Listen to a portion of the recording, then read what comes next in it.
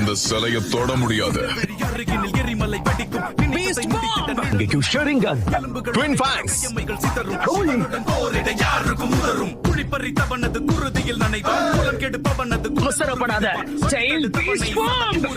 அவன் தாமதமா வந்தத நான் இப்படி கவனிக்காம விட்டேன்.